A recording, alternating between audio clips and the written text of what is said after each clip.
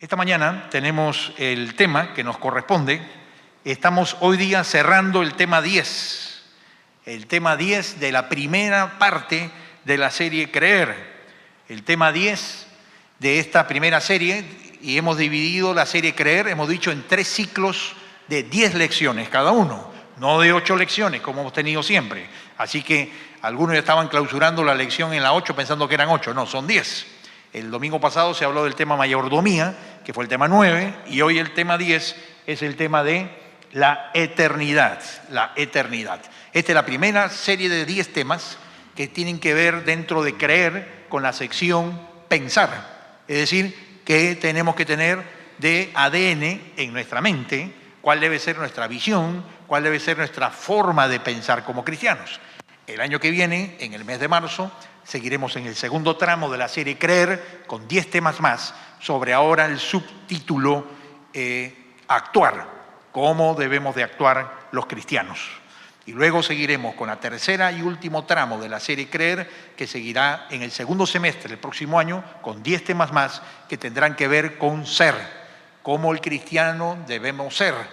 Entonces primero ha sido pensar, luego será actuar y finalmente ser. Actuar, pensar y ser. Y en el ser va a ser un tema muy interesante porque estudiaremos los 9 frutos del Espíritu Santo. Los 9 frutos más un tema introductorio. Eso que se menciona en Gálatas 5. Amor, gozo, paz, dominio propio, benignidad. Pero que a veces no lo vemos tan claro, tan concreto. Pues allí tendremos la oportunidad de estudiar cada domingo cada fruto del Espíritu y ver cómo tenemos que parecernos más al carácter de Jesús, cada uno de nosotros. Creo que es una serie que el Señor nos está bendiciendo y nos va a seguir bendiciendo mucho, y queremos animarle que quien no está en la serie todavía, es la oportunidad que consiga los materiales, se involucre en una de las clases que se dan los lunes o los domingos en la mañana, o un grupo pequeño en casas, porque realmente vale la pena hacer este esfuerzo. Así que lo animamos a que estudie la palabra de Dios. Bien, tema eternidad. ¿Por qué es el último de esta serie? Porque la eternidad nos permite a nosotros mirar desde el punto de vista cristiano a contestarnos la pregunta: ¿qué sucede después de la muerte? ¿Qué sucede después, en el futuro? Todos los seres humanos necesitamos tener una perspectiva del futuro, una perspectiva del futuro, una perspectiva que no solamente abarque el futuro aquí en la tierra, ¿qué va a pasar en el futuro? Con todo lo que está ocurriendo hoy día en el mundo. ¿A dónde vamos como humanidad? Pues la Biblia dice que Dios tiene un plan para culminar la historia de la humanidad, que no va a ser culminada por simplemente un accidente de guerras o por locos que se matan entre ellos y los cuales somos víctimas.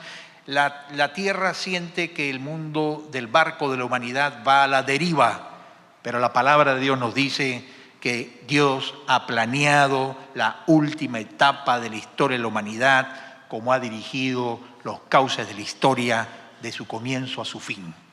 Y que esa última parte de la historia de la humanidad, que la cual se llama de paso la escatología dentro de la teología, hay toda una sección de enseñanza en la Biblia de este tema que vamos a abordar, también vale la pena, en algún momento vale la pena en esto como están las cosas, más adelante estudiar más de la segunda venida de Cristo y los tiempos finales, pero hoy queremos hacer más una vista panorámica de los 4 temas que tienen que ver con la eternidad. Y el primero, tiene que ver por orden, es ¿qué ocurre cuando morimos? ¿Qué ocurre cuando morimos? Es una de las preguntas que todo ser humano inteligente se hace en algún momento de su vida. Es ¿qué pasa si me muero? Y no solamente qué pasa si me muero, y la preocupación es cómo me muero, ¿no? Como decía Woody Allen, ¿no? Woody Allen decía, a mí no me interesa la muerte ni tengo problemas, pero no quisiera estar el día que llegue. Solo no quisiera estar el día que llegue. Claro, el tema es que nadie puede hacer eso. Nadie puede no estar el día que llegue. Y por lo tanto, todos hemos nacido con un ticket comprado para la eternidad. Y ese ticket tiene tu nombre. Y un día se va a ejecutar. Porque Dios no te creó a ti ni a mí para que nos quedemos aquí por la eternidad. Sino nos creó para tener una vida con plazo limitado, plazo fijo, con límite de tiempo y de días. Y la Biblia dice que Dios sabe y tiene contados cuántos serán nuestros días. Solo Dios sabe. Entonces, frente a esta realidad de que la vida es breve y nos vamos a ir todos de aquí un día, es bueno saber a dónde nos vamos o a dónde nos podremos ir. Y hay una historia en el Nuevo Testamento que habla acerca del tema, que es la historia del rico y Lázaro.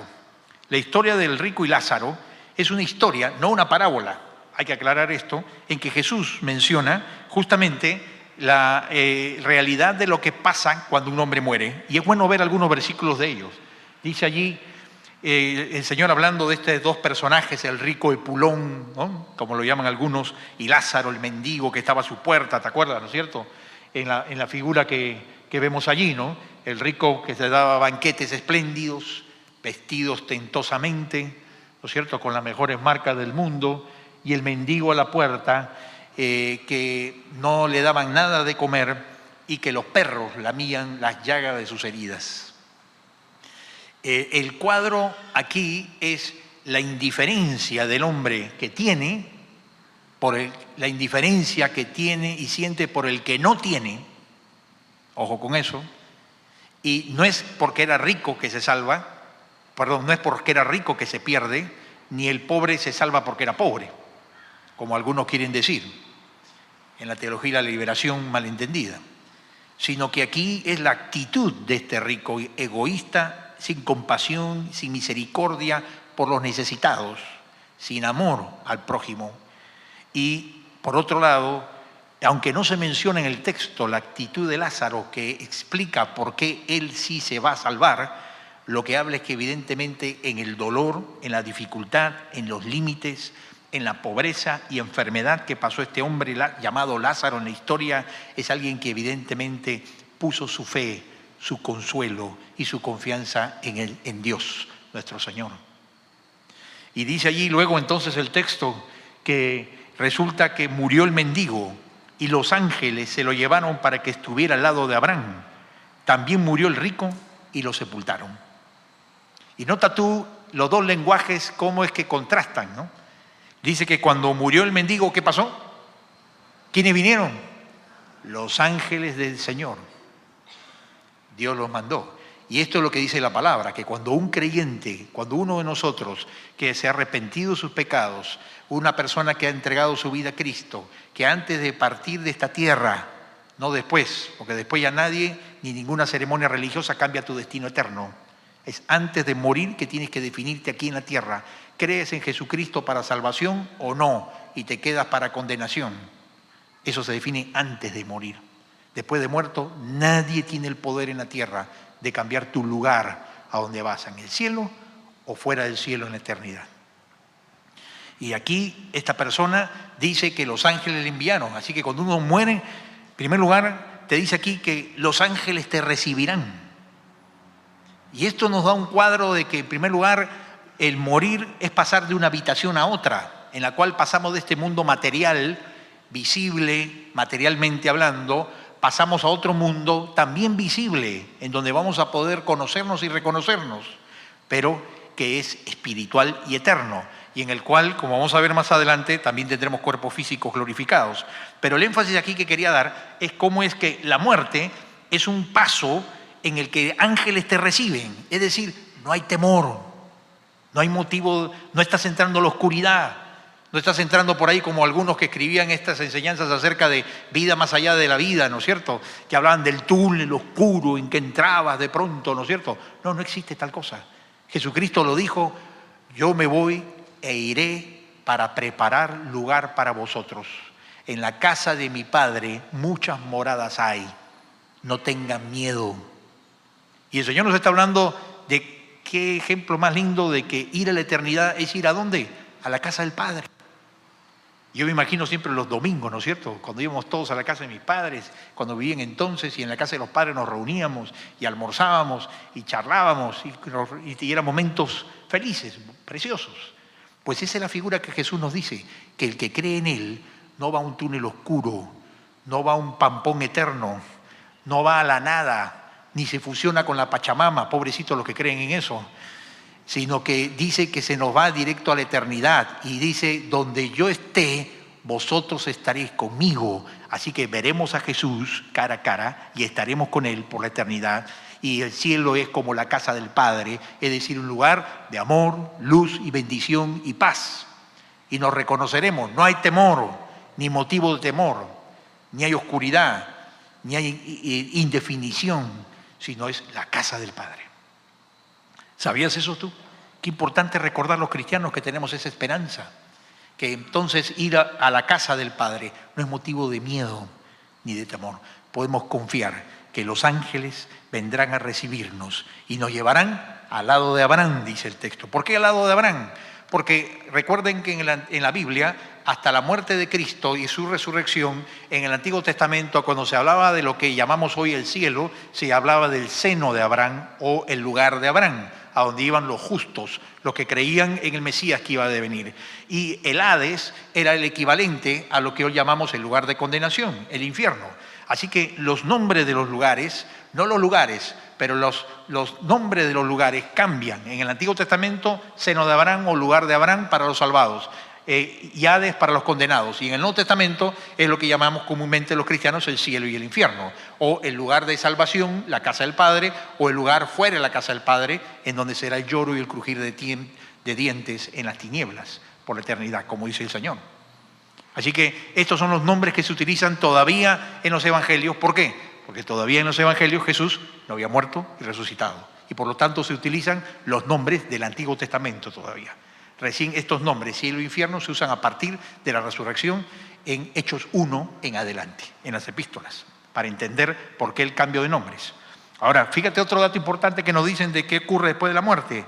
Dice, además de eso, hay un gran abismo entre nosotros y ustedes, de modo que los que quisieran pasar de aquí para allá no pueden, ni tampoco pueden los de allá para acá. Una cosa interesante, si lees toda la historia, es que en el versículo 24, el hombre rico, dice, vio a Abraham y le gritó desde donde él estaba, en el Hades, envíame a Lázaro para que con la punta de su dedo moje en el agua y me refresque de la sed que tengo. Y es interesante porque ese dato que te dice, ¿te has dado cuenta tú? ¿Qué te está diciendo ese texto? Uno, que el rico reconoce a Abraham. Dos, que sabe quién es Lázaro. Es decir, que después de muertos, se nos dice la palabra, que nos vamos a poder reconocer como personas. Yo sabré quién es Sara, yo sabré quién es cada uno de ustedes en el cielo y nos podremos reconocer como personas. No somos un pedazo de humo flotando, ¿no es cierto?, como fantasmas por la eternidad. No. Tendremos cuerpos físicos reconocibles. Claro, de una naturaleza distinta a la actual, también gracias a Dios, como explicaremos más adelante, pero tendremos cuerpos físicos de una constitución distinta, pero reconocibles. Y por lo tanto, como personas, nos podremos reconocer y tendremos vínculo entre nosotros y podremos hablar. Y Jesucristo resucitado, recuerden, comió con los discípulos un pescado frito. Así que podremos hablar, podremos reconocer. Nuestra conciencia como persona se mantendrá por la eternidad. Como siempre digo, tan consciente como estás en este segundo, así consciente estarás por toda la eternidad. Por lo tanto, es importante construir en nuestra vida la relación con Dios, la fe con Dios, el conocimiento de Dios para llegar a la eternidad con todas las bendiciones de Dios y sin perder las bendiciones de Dios, más allá de la salvación, de lo que es haber sido fieles al Señor aquí en la tierra. Pero este pasaje es interesante, el del versículo 26, porque nos da otro dato sobre lo que es información más allá de la muerte.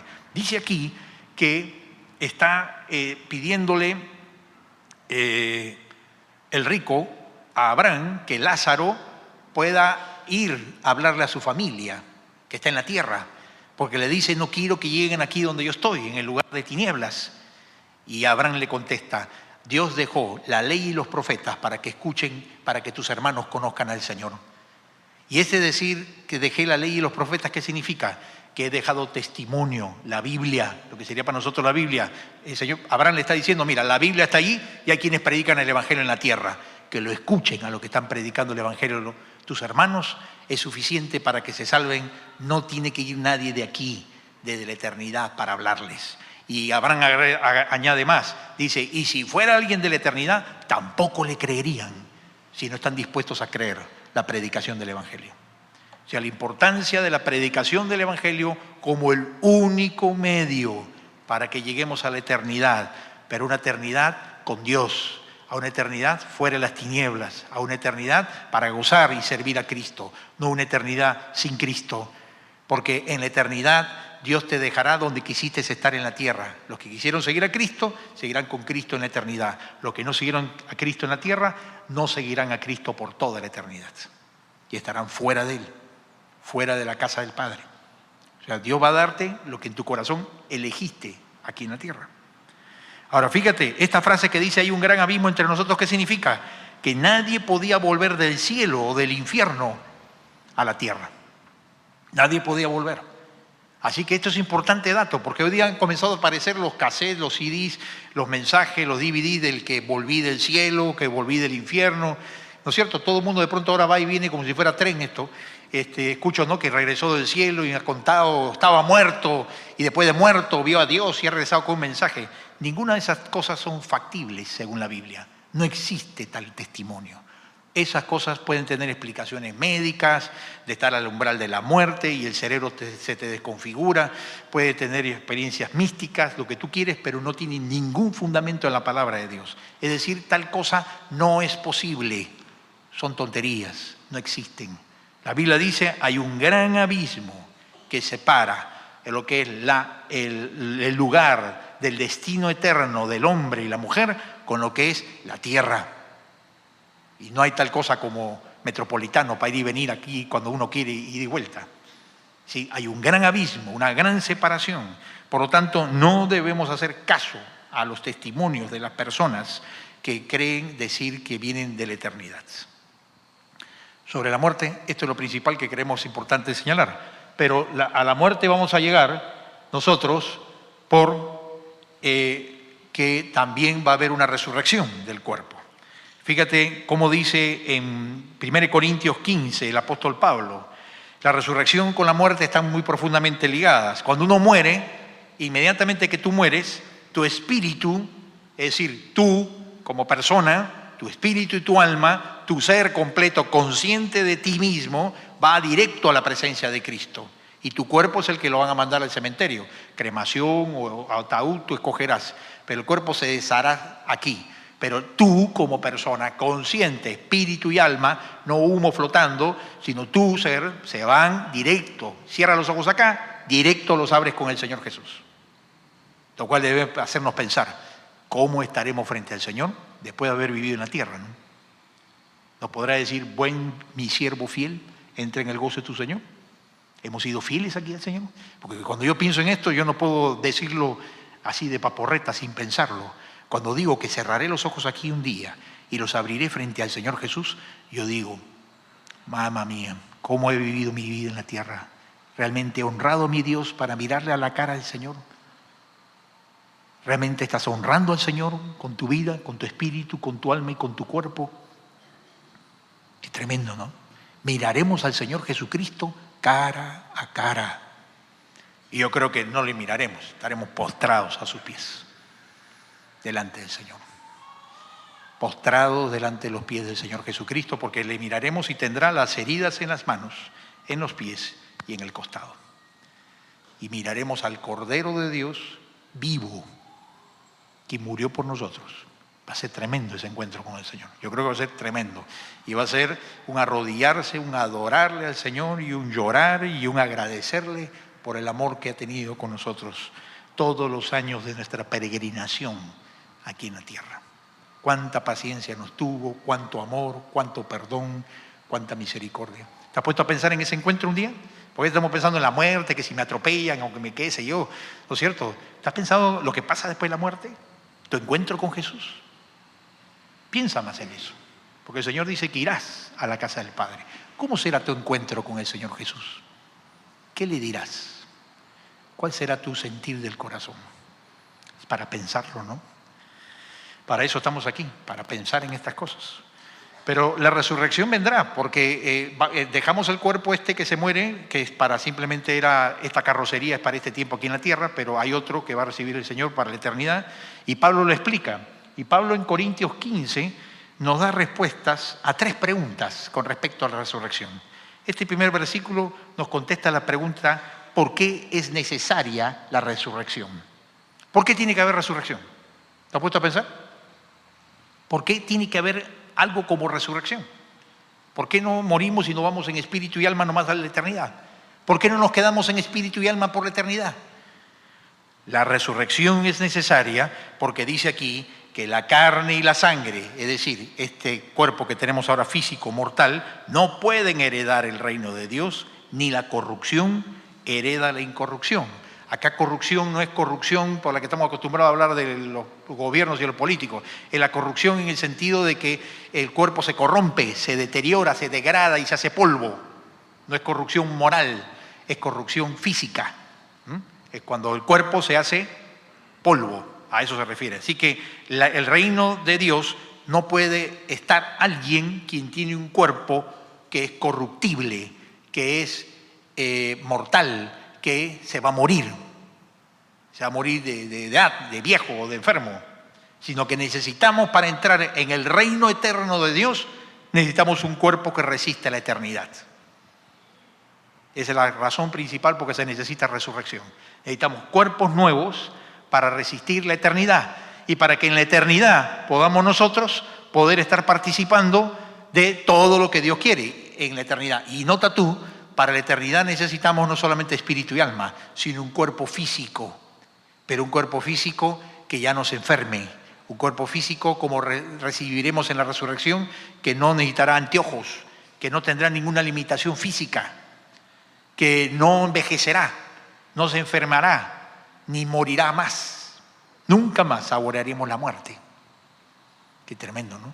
Pero con ese cuerpo podremos participar de la cena del Cordero, que hay que aclarar que no significa que comeremos cordero, sino la cena del Cordero es la cena con el Cordero.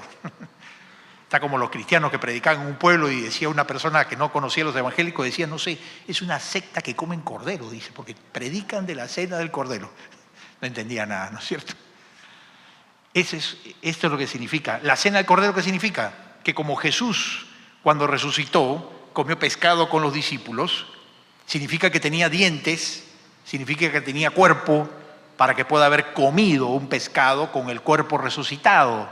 Bueno, ese es el prototipo de cuerpo del que tuvo Jesús, que tendremos también nosotros.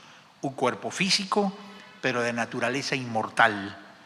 Un cuerpo físico, pero incorruptible en el tiempo. Un cuerpo físico y visible, con que nos reconoceremos, pero que no se enferma más. Mira, qué tremendo el plan de Dios, ¿no? Y por lo tanto, toda enfermedad será dejada de lado. En el cielo no hay hospitales. Los médicos sufren una reconfiguración laboral. Van a tener que encontrar chamba en otra cosa. Dios va a lugar para todos, no te preocupes. Vamos a servir a Dios, porque no hay enfermedad ni muerte, gracias a Dios, que es parte del propósito del Señor por la eternidad. Pero la segunda pregunta que contesta este texto, esto es ¿por qué se necesita resurrección? Porque necesitamos un cuerpo que resista la eternidad. Este versículo responde el cómo será ese cuerpo. Dice allí, he aquí os digo un misterio, no todos dormiremos. Aquí dormir es morir, pero todos seremos transformados. Es decir, el cuerpo humano será transformado. Transformado de manera que seamos reconocibles, todavía será cuerpo humano, cuerpo de hombre o mujer, pero será de naturaleza distinta. Un cuerpo físico sin limitaciones. ¿Para qué? Para que podamos servir a Dios por la eternidad. La palabra de Dios recuerda que la Biblia no dice que vamos a estar allá en un domingo perpetuo o un sabático perfecto en el que estás todo tocando arpa toda la eternidad, aburriéndote. Vamos a servir a Dios, vamos a conocer a Dios, vamos a administrar asuntos de Dios, vamos a hacer delegadas funciones de tarea de servicio. La diferencia es que el trabajo ya no cansará, ni el trabajo será, ¿no es cierto?, con el sudor de tu frente. ni tampoco el del frente, sino que el trabajo será motivo de gozo, de alegría, porque seremos servidores del Rey del universo. La Biblia dice que seremos coherederos con Cristo. Hay misterios ahí que la Biblia no responde, ¿no? De las cosas que Dios va a hacer con nosotros. Pero es un cuerpo transformado, como dice Corintios 15.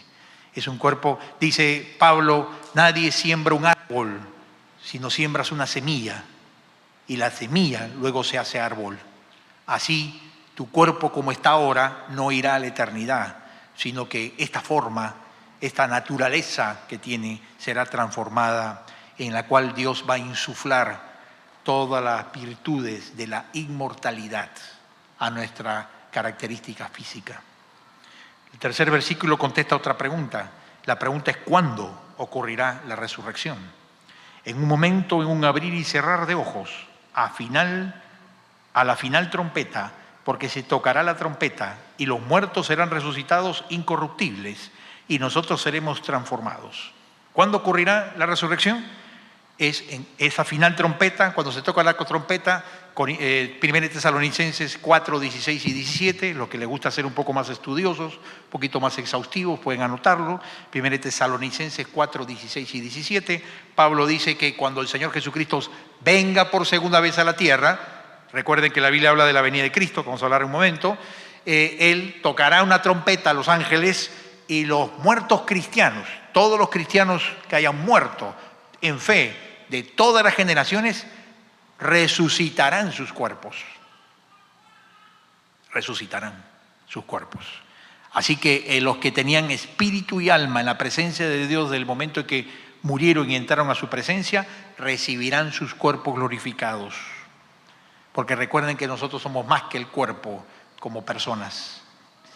Y entonces ese cuerpo glorificado lo recibirán en el momento los cristianos cuando viene la segunda venida de Cristo. Pero dice ahí, y dice además, y nosotros seremos transformados. ¿A qué se refiere cuando dice y nosotros seremos transformados? Significa los cristianos que están vivos físicamente en el momento que ocurra la segunda venida de Cristo. Ellos no van a vivir la resurrección porque no estaban muertos todavía, pero van a vivir dos cosas, la traslación y la transformación física. El traslado, en primer lugar, porque de la tierra serán tomados y llevados directamente con el Señor al cielo, y en el proceso de traslación de la tierra al cielo, sus cuerpos serán transformados a semejanza del cuerpo resucitado de los que ya habían muerto, y recibirán el mismo cuerpo glorificado. De manera que todos los que estén vivos cuando el Señor venga, o los que estén ya muertos cuando el Señor venga, todos recibiremos el mismo cuerpo glorificado. Esto es en cuanto a la resurrección, que tenemos que entender. Estamos hablando de enseñanza e instrucción, así que hay que prestar atención para entenderlo. Luego viene la segunda venida de Cristo. La segunda venida de Cristo, la Biblia dice, por si no sabías, allá en Hechos capítulo 1, que cuando Jesucristo ascendió a los cielos, no dijo, me voy para siempre, Dios los bendiga y estaremos orando por ustedes. No, el Señor dijo, vendré otra vez a la tierra. Él ha prometido que dos venidas tendría a la tierra. La primera, como Cordero de Dios, a ser trasquilado, muerto en manos de sus trasquiladores, muriendo en la cruz, entrando a Jerusalén como sentado humildemente en un pollino hijo de asno para morir en la cruz por nosotros. Pero su segunda venida es personal, visible, física y de poder y gloria. Y vendrá esta vez con espada en la mano, en caballo blanco, como capitán de capitanes, señor de señores y rey de reyes. Y toda rodilla se doblará ante él, quieranlo o no lo quieran. Él vendrá con autoridad. Y toda rodilla se doblará. Ya no vendrá a preguntar quiénes quieren arrodillarse, sino vendrá con lo que Él es, como Dios, con autoridad hecho hombre. Y vendrá a juzgar a los vivos y a los muertos, como dice la palabra de Dios. Pero lo interesante es que esta segunda venida de Cristo que se anuncia, ¿desde cuándo se anuncia la segunda venida de Cristo de manera más clara? Se anuncia desde el Antiguo Testamento, pero se anuncia más particularmente por la iglesia cristiana desde que Cristo resucitó, ascendió a los cielos. Es decir, la era cristiana. Es decir, ya se tiene anunciando la segunda venida de Cristo. ¿Cuántos años? Los años que tenemos de la era cristiana, 2015. Ya van a ser 2016 años que se anuncia la venida de Cristo. Así que el apóstol Pedro se refiere a este hecho y él dice que no caigamos en error, que no nos equivoquemos. Él dice, el Señor no retarda su promesa, según algunos la tienen por tardanza, sino que es paciente para con nosotros, no queriendo que ninguno perezca, sino que todos procedan al arrepentimiento. ¿Por qué no viene el Señor entonces todavía? Dos razones. Una, falta que se cumpla un proceso. En Tesalonicenses, Pablo dice que antes que venga Cristo por segunda vez a la tierra, alguien vendrá antes de Cristo. ¿Quién es este?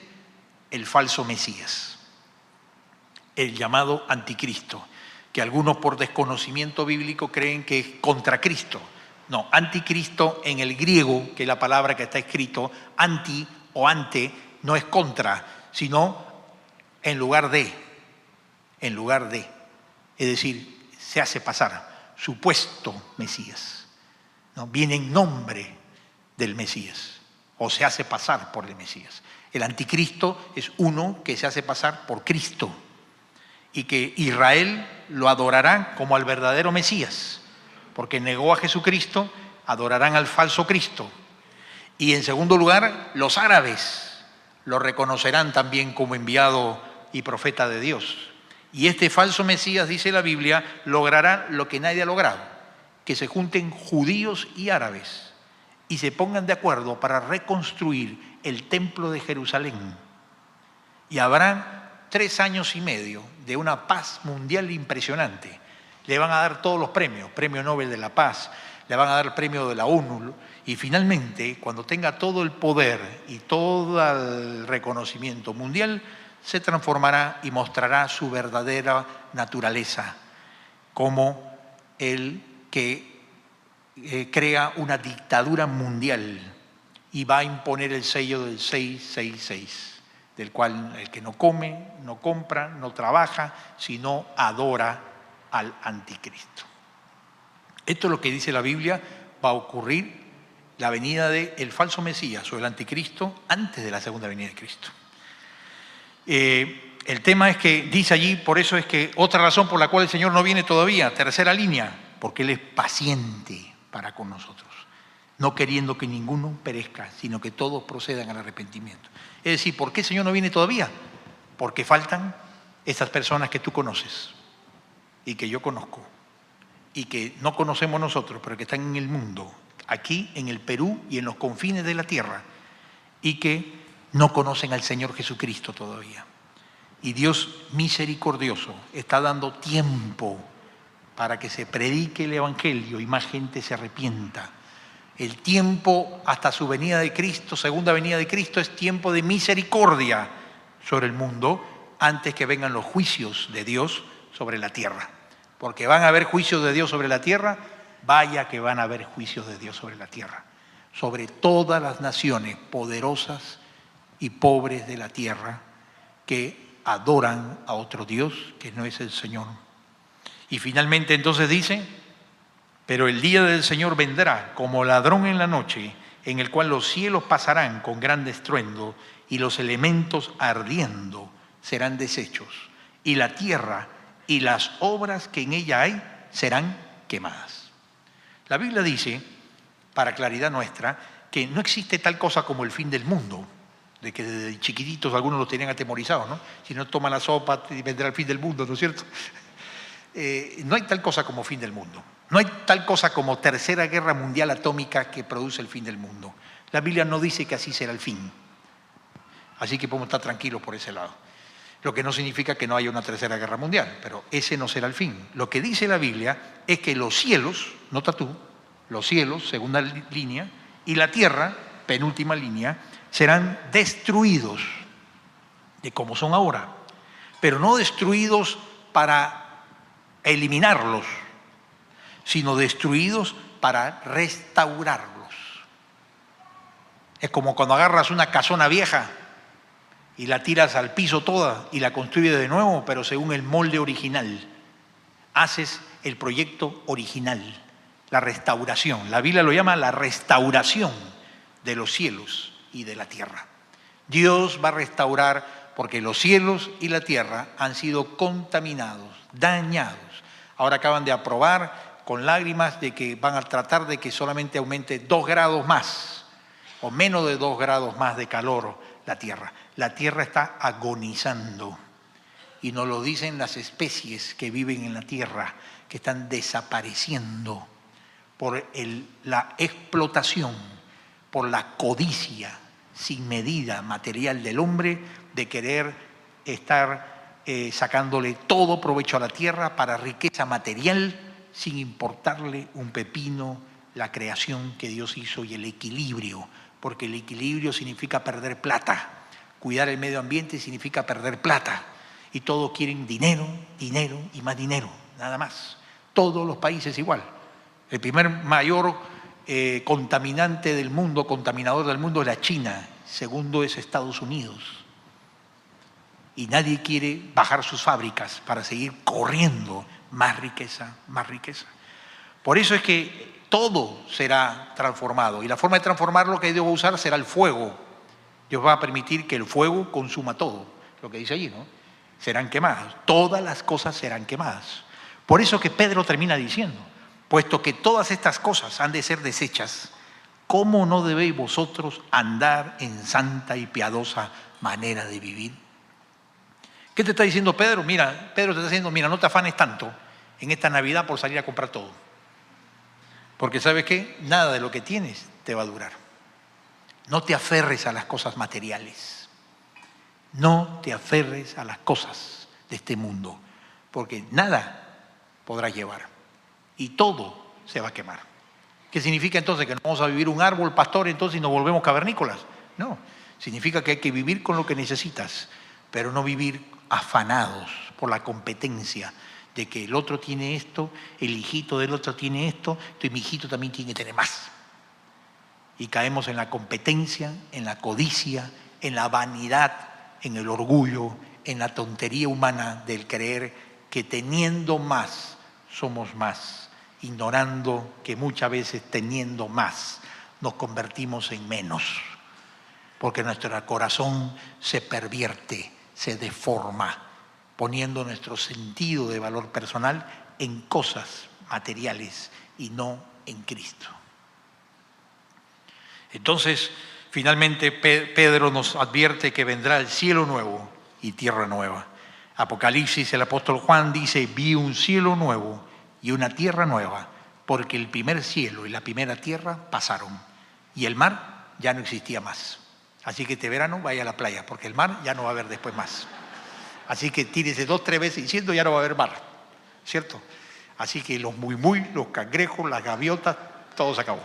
No va a haber mar. ¿Qué vamos a hacer? Lo que nos gusta el mar, ya Dios nos va a inventar otra cosa bonita que el cielo. Pero lo cierto es que dice no habrá mar. ¿Cuánto ocupa el océano de la superficie del planeta Tierra? Las 3/4 partes de su superficie están cubiertas por el mar. O sea que el planeta Tierra recuperará 3/4 partes. Nosotros vivimos en una esquinita, que es la 1/4 parte. Esos son los 5 continentes. La 1/4 parte de solamente la superficie del globo terráqueo. Quiere decir que cuando desaparezca el mar, este planeta Tierra, ya reverdecido, ya sin la COP ni necesidad de nadie, sin China ni Estados Unidos, esto será un lugar donde mora la justicia y donde todos los que han sido salvados, los que Dios ha permitido que entren en esta ciudad, en este nuevo cielo, en esta nueva tierra, porque habrá aduana para entrar a este lugar, no entrará cualquiera. Dice bien claramente la palabra de Dios que en Apocalipsis, en el capítulo, si quieren leerlo también ustedes después, 20, versículo 12, que habrá un gran trono blanco con un juicio donde grandes y pequeños, y no lo de estatura, sino grandes y pequeños en la sociedad, serán juzgados delante de Dios. Y solo entrarán en la presencia de Dios los que están sus nombres inscritos en el libro de la vida. ¿Y quiénes son los que tienen sus nombres inscritos en el libro de la vida? Lo que dice Apocalipsis es los que fueron lavados por la sangre de Cristo. Dice allí, dichosos. No sé qué pasó ahí. ¿Alguien lo puede arreglar ahí? por favor, gracias. Les leo el pasaje. Bienaventurados los que lavan sus ropas para tener derecho al árbol de la vida y para entrar por las puertas en la ciudad. Mas los perros estarán fuera, y los hechiceros, los fornicarios, los homicidas, los idólatras y todo el que ama y hace mentira. ¿Dónde estará? Afuera. Esto es en NBI, versión más sencilla. Leámoslo allí. Dichosos los que lavan sus ropas para tener derecho al árbol de la vida. ¿Se acuerdan del árbol de la vida de Adán y Eva? Aquí está de nuevo el final de los tiempos.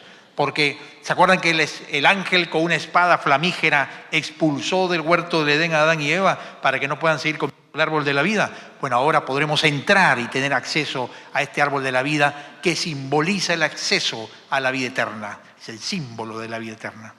Y podremos volver a comer del fruto del árbol de la vida, lo que significa que volveremos a poder tener entrada en la dimensión de la vida eterna.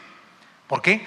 Porque hemos sido lavadas nuestras ropas, las ropas del alma, esas ropas del alma que aunque uno esté muy bien vestido por fuera, por dentro podemos estar llenos de harapos, mugrientos, pordioseros, de nuestros pecados, de nuestra suciedad, de nuestras miserias humanas, como Dios nos ve. Y dice que nadie entrará en la eternidad con Cristo, ni en este nuevo cielo y nueva tierra que el Señor hará, si no han sido lavadas sus ropas. ¿Y lavadas sus ropas con qué? Con la sangre de Jesucristo. Quiere decir que aquí el apóstol Juan, al terminar el libro del Apocalipsis, él está diciendo, señores, lava tu alma en la sangre de Cristo. Él está yendo ¿a dónde? A la cruz de Cristo. Y él dice, la entrada a la eternidad es por medio de la cruz de Jesucristo en el Calvario. La puerta que abrió Cristo en la cruz del Calvario, derramando su sangre. Esta Navidad que recordamos que Dios se hizo hombre y vino a la tierra, no es en diciembre, se calcula que más bien fue en abril, así que la fecha está equivocada. La astronomía nos dice más bien ahora que debe haber sido abril cuando nació Jesús. La fecha no importa, y tampoco fue, por supuesto, un 24 o 25 de diciembre, tampoco es así, también está la fecha equivocada. El calendario no interesa, lo que interesa es que conmemoremos el hecho central, que no son ni los regalos, ni las reuniones, ni las tarjetitas, sino es el hecho central, que Dios vino a la tierra a lavar nuestras ropas, para que un día en Cristo, por su sangre, tengamos derecho al árbol de la vida y para que puedas entrar por las puertas en la ciudad eterna y no te quedes fuera. ¿Quiénes se quedarán fuera? Los perros, los que practican las artes mágicas, toda la hechicería, todo el que practica, ¿no es cierto?, la metafísica, horóscopos, astrología, pasar el huevo, el cuy, todas las cosas que se hacen, leer las cartas, el tarot, toda esta gente, Dios aborrece la hechicería. Los que cometen inmoralidades sexuales, todo pecado de inmoralidad sexual de cualquier orden o índole. Los asesinos, sicarios, secuestradores. Los idólatras, la idolatría que no es solamente arrodillarte frente a un pedazo de madera, piedra o yeso, sino los ídolos invisibles del corazón, del poder, del orgullo, del dinero, del sexo. Esos son los ídolos que también Dios aborrece más. Y todo aquel que ama y hace mentira, los que engañan. Todo mentiroso, dice la palabra de Dios, no tendrá entrada en el reino de los cielos. Dios quiere que hablemos la verdad y cumplamos lo que decimos. ¿Entendemos qué significa la eternidad? Miren este llamado de Dios precioso con el que terminamos esta mañana. Dichosos, felices. Está diciendo, bienaventurados los que lavan sus ropas. La pregunta es, ¿se han lavado tus ropas del alma? ¿Y mantienes limpia, después que te han sido lavadas las ropas del alma, mantienes limpia tu alma cada día de todo pecado? ¿Corriges tus pecados? ¿Confiesas tus pecados? ¿Reconoces tus pecados y te apartas de ellos? Porque no hay hombre que no peque, dice el rey Salomón. Solamente está el que se arrepiente y el que no se arrepiente. ¿En dónde estás tú? ¿Te arrepientes de tus pecados? Cada día, cada vez que caes en alguna falta de pensamiento, de palabras o de reacción invisible ante los ojos humanos, pero visible ante los ojos de Dios. ¿Entiendes tú la importancia de que seamos lavados nosotros? ¿Por qué no aprovechamos esta mañana al entender la enseñanza de la eternidad, que Dios nos lave y nos limpie? Si no le has pedido, que le digas: Señor Jesús, tú moriste en la cruz y esta Navidad recordamos que viniste a la tierra, no a traer una nueva religión, viniste para que se laven nuestras ropas, para entrar en tu ciudad, para entrar en la casa del Padre, para que tengamos acceso al árbol de la vida. Así que vamos a orar. Invito a toda persona aquí presente que no ha hecho esto nunca o que ya necesita, sabe que el Señor lo limpie de algún pecado. Nos acerquemos al Señor en este momento. Te invito a que ores así. Padre Celestial, gracias porque Jesucristo vino a la tierra para que en la cruz, con su sangre, lavar mis pecados. Y te pido y reconozco que solamente tú tienes poder de limpiarme de todos mis pecados. Creo en Jesucristo. Acepto tu obra de poder en la cruz. Lávame, Señor, de todas mis manchas, de todos mis pecados, de todas mis ofensas de palabras, de actitudes, de reacciones, de conductas que a ti no te agradan de mi vida, Dios. Y te pido que me ayudes a quitarlas, a corregirlas y me limpies, Señor, para tener entrada al árbol de la vida en la eternidad. Cuando muera, entre en tu presencia, porque hemos sido lavados por la sangre tuya. Señor, te pido que concretes esto en mi corazón, que me limpies y me permitas guardar mi vida limpia en esta tierra para entrar en eternidad contigo, confiando en los méritos de Jesucristo. Te lo pedimos dándote gracias en el nombre de Jesús. Amén. Que Dios te bendiga de manera especial.